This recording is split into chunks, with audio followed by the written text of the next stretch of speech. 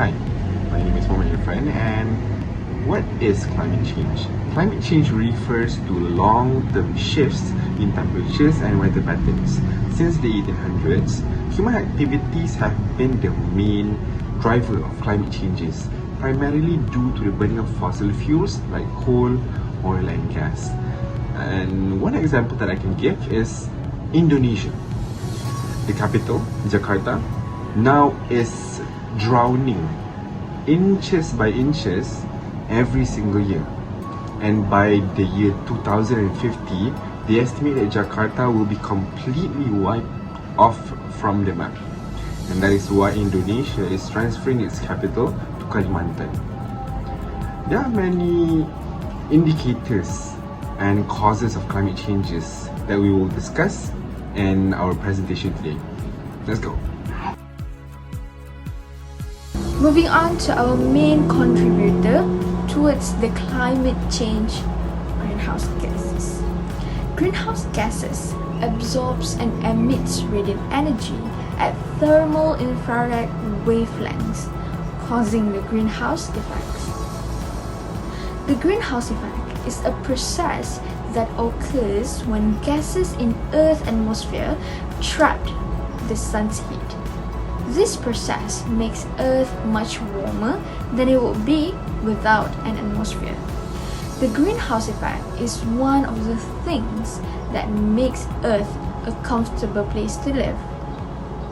However, human activity has led to an increase in temperatures, changes in snow and rainfall patterns, and more extreme climate events.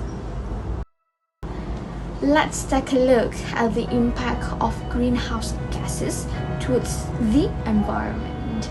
The first one is it raises sea levels as a result of melting glaciers and sea ice, as well as raising ocean temperature due to heat trapped on the Earth's surface. The second one is it increases the frequency or intensity of extreme weather events such as heat waves, hurricanes, droughts, and floods. Last but not least, upon the impacts of the previous two, it leads to changes of ecosystem and natural habitats of wildlife, such as the geographic ranges, seasonal activities, migration patterns of abundance of land, fresh waters, and marine species. Another causes of climate change is effect by the radiation, which is the energy entering, reflect, absorb and emitted by the Earth system are the components of the Earth's radiation budget. This radiation budget represents the accounting of the balance between incoming radiation and outgoing radiation. The Earth's radiation budget is a balance between the amount of incoming radiation from the Sun and the amount of outgoing radiation from the Earth. This balance is important for maintaining a stable climate system. If incoming radiation exceeds the outgoing radiation, the Earth's temperature will increase, leading to global warming and climate change. There are three examples impacts of climate change caused by the radiation. First, most of the emitted long-wave radiation warms the lower atmosphere, which in turn warms our planet's surface. When the Earth's surface absorbs solar radiation, it emits long-wave radiation back into the atmosphere. Most of this long-wave radiation is absorbed by greenhouse gases such as carbon dioxide, methane, and water vapor, which helps to warm the lower atmosphere. Second impact is larger aerosol particles in the atmosphere interact with some of the radiation, causing the atmosphere to warm. Human activities such as burning fossil fuels and biomass can release aerosols into the atmosphere that can absorb sunlight and cause warming. The net effect of aerosols on the Earth's climate is complex and depends on a variety of factors including their size, composition and distribution throughout the atmosphere.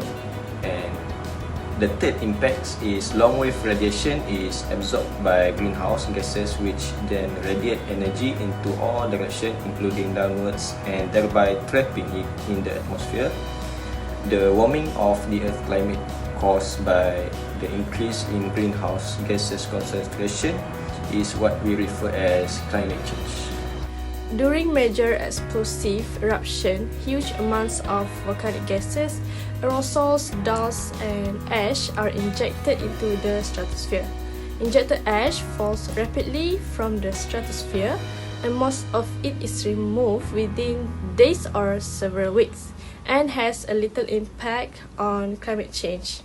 But volcanic gases like sulfur dioxide can cause global cooling, while volcanic carbon dioxide, a greenhouse gas, has the potential to cause global warming. Particles from volcanic eruptions can cause the temperature in certain regions to drop and cause global cooling. Particles are being launched into the high atmosphere where they reflect enough sunlight into the atmosphere, keeping the planet's surface chilly for several years. Volcanic particles are in the atmosphere for a lot less time than the glasshouse gases, thus they do not cause a long-term climate change and only short-term.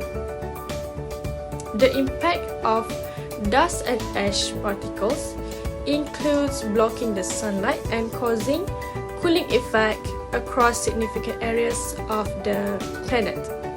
Next, aerosols from sulfur dioxide are carried by the wind and remain in stratosphere for up to 3 years, chilling the whole region of the planets.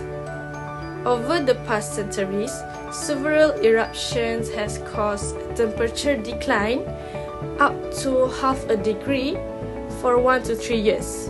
In 1991, eruption of Mount Pinatubo, one of the largest in the 20th century, injected 20 million tons of sulfur dioxide cloud into the stratosphere.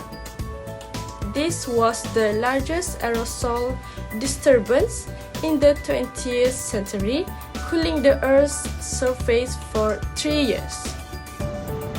In conclusion, greenhouse gases, volcanic eruptions, and also radiation are one of the few causes that can cause or lead to the increase in climate change in this world.